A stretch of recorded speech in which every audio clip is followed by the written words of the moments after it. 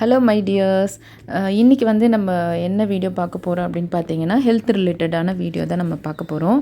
ஆமாங்க, எல்லாருக்குமே rainy season winter season start ஆனதுமே நமக்கு வந்து ஒரு முக்கியமான விஷயம் வந்து நமக்கு ஸ்டார்ட் ஆகிடும். என்ன அப்படின்னு பார்த்தீங்கன்னா வைரஸோட டாமினேஷன் வந்து நம்மக்கிட்ட வந்து உட்காந்துக்கிட்டு பயங்கரமாக வந்து விளையாடிட்டுருக்கோம். ஸோ அப்படி பார்க்கும்போது அதில் மெயினாக அஃபெக்ட் ஆகிற ஒரு விஷயம் வந்துட்டு த்ரோட்டு தான். ஸோ நம்ம த்ரோட்டில் வந்து உட்காந்துட்டு அவ்வளோ பிரச்சனை பண்ணுற வைரஸை நம்ம எப்படி விரட்டி அடிக்க போகிறோம் அப்படின்றது தான் நான் சொல்ல போகிறேன். அதுக்கு தான் என்னடா இது ஏதோ பெட்ஷீட் போட்டு மூடியிருக்காங்களே அப்படின்னு பார்க்குறீங்களா? ஆமாங்க, அந்த அந்த அதை எப்படி விரட்டி அடிக்க போகிறோம் அப்படின்றத நான் வந்து லைவாக உங்களுக்கு டெமோ பண்ணி காட்டுறதுக்காக தான் இப்போ நான் இதை பண்ணிகிட்ருக்கேன். ஏன்னா எனக்குமே இது அஃபெக்ட் ஆச்சு. அஃபெக்ட் ஆன டைமில் நான் பண்ணும்போது இது கோவிட் டைமில் நான் வந்து ஜஸ்ட்டு ஓரலாக சொன்னேன். ஆனால் அது நிறைய பேருக்கு புரியல, எப்படின்னு தெரியலன்னு சொல்லிட்டு கமெண்ட்டில் கேட்டிருந்தாங்க. அது இப்போ தான் எனக்கு சரியான டைம், எனக்கு அஃபெக்ட் ஆகும்போது அது பண்ணிவிட்டு அது ஒரு வீடியோவாக போடலான்னு தோணுச்சு. ஸோ அதுதான் நான் இப்போ பண்ணுறேன். ஸோ இப்போ பார்த்தீங்கன்னா யூஸ்வலாக நம்ம ஆவி பிடிக்கிறது பார்த்திங்கன்னா தலையில் தண்ணி கோத்துருந்தா ஆவி பிடிக்கிற மெத்தட் வந்து நமக்கு பாரம்பரியமாக நம்ம அந்த காலத்துலேருந்து இருக்குது. ஸோ தலைக்கிட்ட காட்டுவோம். ஆனால் இப்போ நம்ம என்ன பண்ண போகிறோன்னா த்ரோட்டில் இருக்கிற அந்த வைரஸை வந்து நம்ம வந்து விரட்டி அடிக்கணும்னா த்ரோட்டை வந்து நம்ம ஓப்பன் பண்ணி அந்த வாய் உள்ள போகிற மாதிரி நம்ம பண்ணுறது தான் இந்த மெத்தடு. ஸோ அதை மெயினாக உங்களுக்கு ஃபுல்லாக டீட்டெயிலாக எப்படி பண்ண போகிறோம் அப்படின்ற அந்த ஃபுல் ப்ராசஸை நான் சொல்ல போகிறேன். ஸோ நம்ம வீடியோக்குள்ளே போகலாமா? ரெடியாக இருக்கீங்களா? வீடியோவை ஸ்கிப் பண்ணாமல் ஃபுல்லாக பாருங்கள்.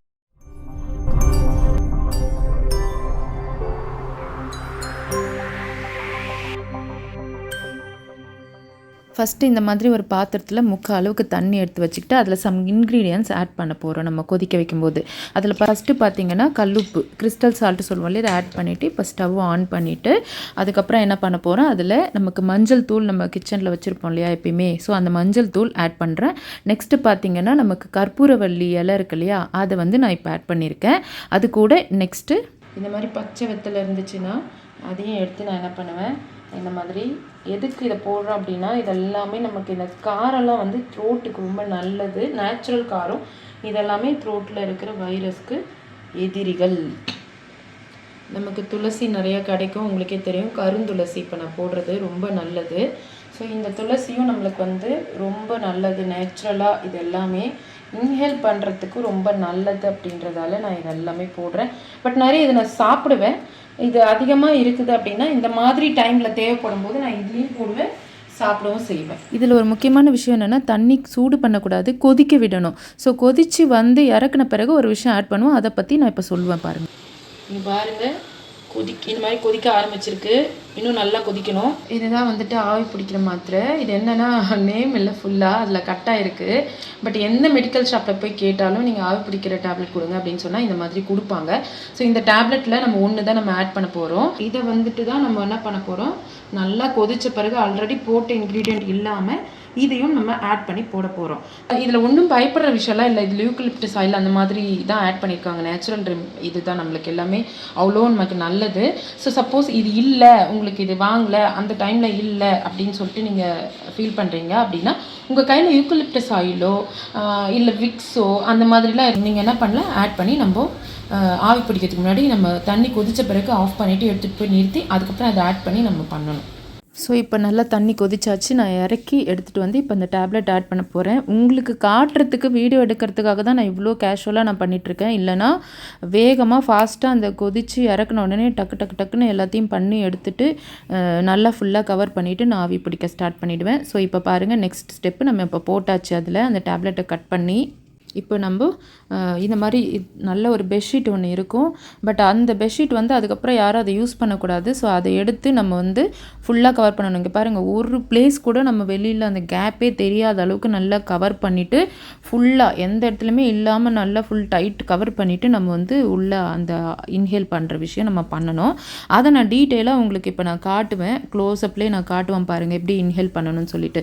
ஸோ இது வந்து இது நார்மலாக தலையில் தண்ணி கோத்திருந்தாலும் இந்த மெத்தடில் என்னென்னா தலையை காட்டுவோம்.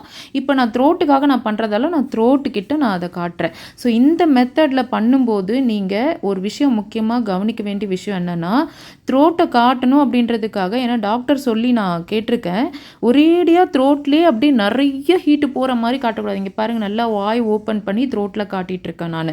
ஸோ இப்படி பண்ணும்போது ரொம்ப நேரம் வச்சுலாம் நம்ம பண்ணக்கூடாது. பண்ணோம்னா அப்படியே த்ரோட்டே ட்ரை ஆகிட்டு நம்மளுக்கு அதுவுமே ப்ராப்ளம் கொடுக்கும். ஸோ அந்தளவுக்கு பண்ணக்கூடாது.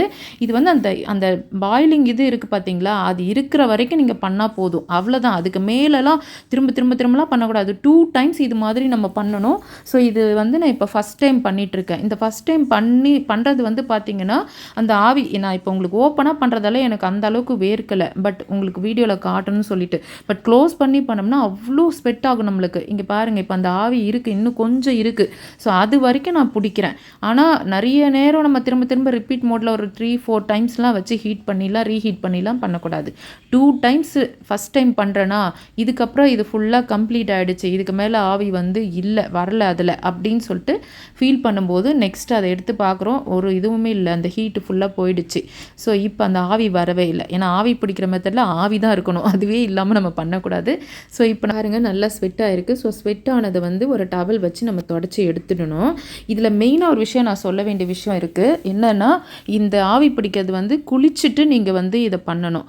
இதை பண்ணிவிட்டு குளிக்கக்கூடாது. திரும்ப தண்ணி பயங்கரமாக அது கோத்துக்கும், ரொம்ப பிரச்சனை ஆகிடும். ஸோ இப்போ ஃபுல்லாக கம்ப்ளீட் ஆகிடுச்சு. நெக்ஸ்ட்டு டைம் ரீஹீட் பண்ணுறதுக்கு நான் எடுத்துகிட்டு போகிறேன்.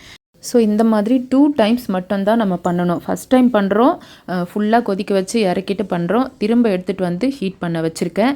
ஸோ இதுக்கப்புறம் இது கொதித்து வந்த பிறகு திரும்ப அதே பண்ணணும். இந்த டைம் டேப்லெட்லாம் ஆட் பண்ணணும்னு இல்லை, அதில் இருக்கிற அந்த இதெல்லாமே போதும். அந்த இன்க்ரீடியன்ஸ் வச்சு அகெயின் ரீஹீட் பண்ணிவிட்டு திரும்ப இப்போ கொதிக்க ஆரம்பிச்சிச்சு, கொதிக்குது பாருங்கள். ஸோ இதுக்கப்புறம் அதை இறக்கிட்டு திரும்ப எடுத்துகிட்டு போயிட்டு அதேமாதிரி பண்ணுறோம். இது போதும். இப்போ இந்த மெத்தடில் இன்னொரு விஷயம் முக்கியமாக நான் சொல்லணும் என்னென்னா, இந்த மாதிரி கொதிக்க வச்சு ஆவி பிடிக்கும்போது 2 பேருக்கு கோல்டு அஃபெக்ட் ஆயிருந்தால் 2 பேரும் ஒரே இதில் பண்ணணும்னா பண்ணக்கூடாது. அது இன்னுமே இன்ஃபெக்ஷன் அதிகமாக்கும்.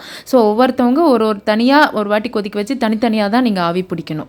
ஏன் நான் இதை சொல்கிறேன்னா, கோவிட் டைமில் நான் ஒருத்தவங்களுக்கு சொன்னேன், அவங்க ஹஸ்பண்ட் அண்ட் ஒய்ஃப் 2 பேரும் ஒரே இதில் பண்ணாங்களாம். அது ரொம்ப தப்பு. ஸோ அந்த தப்பை நீங்கள் பண்ணக்கூடாது, சரியா? இப்போ பாருங்கள், தண்ணி நல்லா கொதிச்சு வருது. ஸோ ஸ்டவ் ஆஃப் பண்ணிவிட்டு இப்போ நம்ம எடுத்துகிட்டு இதை போயிட்டு அகெயின் நம்ம வந்து அதே மெத்தடில் நம்ம ஆவி பிடிக்க போகிறோம். இதை பார்க்கும்போது இதை உங்ககிட்ட ஷேர் பண்ணும்போது எனக்கு என்னோடய சைல்ட்ஹுட் டேஸில் ஒரு மெமரி எனக்கு வந்தது. அதை நான் உங்ககிட்ட ஷேர் பண்ணணும்னு நினைக்கிறேன்.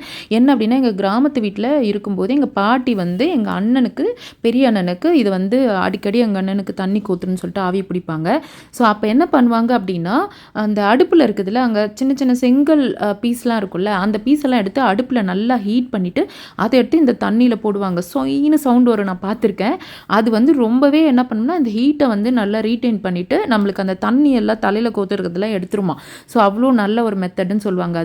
அது கூட நொச்சி தழை, அதுக்கப்புறம் அந்த யூக்கலிப்டஸ் இலை இதெல்லாமே ஆட் பண்ணி பண்ணுவாங்க. ஸோ இதுதான் இந்த மெத்தட் தான். இப்போ நம்ம வந்து லேட்டஸ்ட்டாக அந்த டேப்லெட் மூலமாக நமக்கு கிடைக்குது. அதெல்லாம் கிராமத்தில் தேடி கிடைக்க முடியும், இங்கே கிடைக்க முடியாதுன்றதால நமக்கு அதெல்லாம் வந்து நம்ம இப்படி மாற்றிக்கிட்டோம். ஸோ இந்த மெத்தட் உங்களுக்கு ரொம்பவே யூஸ்ஃபுல்லாக இருக்கும் இந்த கிளைமேட் சேஞ்ச் ஆன சீசனில் நான் நம்புகிறேன்.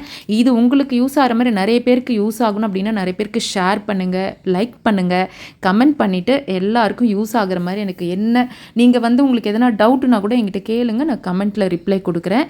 கண்டிப்பாக வந்து நீங்கள் இது மாதிரி பண்ணிவிட்டு குளிக்கக்கூடாதுங்க. அப்படி குளிச்சே ஆகணும் அப்படின்னு நீங்கள் ஃபீல் பண்ணிங்கன்னா ஃபஸ்ட்டே ஹாட் வாட்டர் வச்சுட்டு நீங்கள் குளிச்சுட்டு அதுக்கப்புறமா ஆவி பிடிங்க. ஜென்ரலாகவே நம்ம சித்தர்கள் சொன்னபடி பார்த்திங்கன்னா காலையில் குளிக்கிறது தான் கரெக்டான மெத்தட்னு சொல்லுவாங்க. எஸ்பெஷலி இந்த கோல்டு அட்டாக் ரொம்ப சிவியராக ஃபார்ம் ஆகிருக்கவங்களாம் குளித்தா கூட, ஹாட் வாட்டர்லேயே குளித்தா கூட ஈவினிங்கில் கண்டிப்பாக குளிக்கவே கூடாதுங்க. நான் சொன்ன இந்த மெத்தடில் ஆவி பிடிச்சி அதுக்கப்புறம் ஸ்வெட் ஆனது எல்லாத்தையும் தொடச்சி எடுத்துட்டு அந்த ட்ரெஸ்ஸை சேஞ்ச் பண்ணிவிட்டு நல்ல ஒரு மிளகு ரசம் வச்சு சுட சுட சாப்பிடுங்களேன், இருக்கிற கோல்டெல்லாம் பறந்து போயிடும். அண்ட் இது மட்டும் இல்லாமல் த்ரோட்டில் இருக்கிற கோல்டெல்லாம் இன்னும் கிளியர் பண்ணணும் அப்படின்றதுக்காக இன்னும் ஒரு சில ஐட்டம்ஸ்லாம் நான் சாப்பிடுவேன். அது என்னென்ன ஐட்டம்ஸ் அப்படின்னு சொல்லிட்டு நான் நெக்ஸ்ட் வீடியோவில் உங்களுக்கு ஃபுல்லாக ஷேர் பண்ண போகிறேன் டீட்டெயிலாக. ஸோ அந்த வீடியோவையும் பார்த்துட்டு நீங்கள் ஃபாலோ பண்ணுங்கள். இந்த மெத்தடை கரெக்டாக ஃபாலோ பண்ணிவிட்டு நீங்கள் ஹெல்தி லைஃப்க்கு வருவீங்கன்ட்டு நான் நம்புகிறேன். தேங்க்ஸ் ஃபார் வாட்சிங்.